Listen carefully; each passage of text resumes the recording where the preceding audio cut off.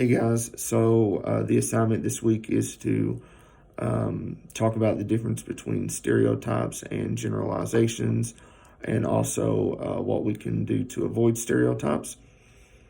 So the definition that's given in the book for both of those is that a stereotype is a preconceived, relatively fixed idea about an individual, group, or social status that's based on superficial characteristics.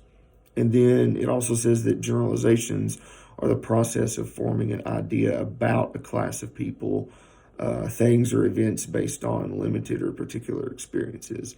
At first glance, sometimes stereotypes and generalizations seem very similar, and they can be in the simplest form. But when you really look at it, there's quite a big difference between the two. The book gives us some examples of that as well. For instance, the stereotype that they use, I like the example they use in the book, because it talks about alcoholics and how that no alcoholics seek treatment until they are, helpless and homeless and lost their jobs and things like that.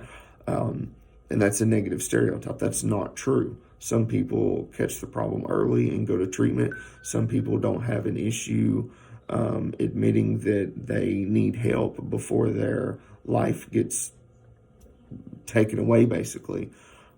So I like the example that's used there. And then for generalization, the book uses an example about Latino men and how that all Latino men are macho. So that's just a generalization. We don't know that. If you set down a whole group of Latino men, they're all going to be different, and they're going to be similar in some ways. The thing about generalizations is sometimes there's some truth to it or some truth behind the generalization, but in fact, we're just generalizing a group of people based on our limited experiences or the particular experiences that we've had. When it comes to stereotypes often seem to be more negative. It can affect the way that we look at people and how we judge people, how we think about them. Stereotypes can even be life-threatening. We've seen many cases in the news and incidents around the country where really stereotyping has led to someone being harmed or being falsely arrested, or somebody even losing their life based on a stereotype. For instance, when the authorities arrive, they already have a preconceived notion, which is in the definition of the word stereotype in the book. When the authorities arrive, they already have a preconceived notion about this individual based on their race or their gender, and it's all based on stereotypes and maybe a little bit of generalizations, and that can be really harmful and detrimental.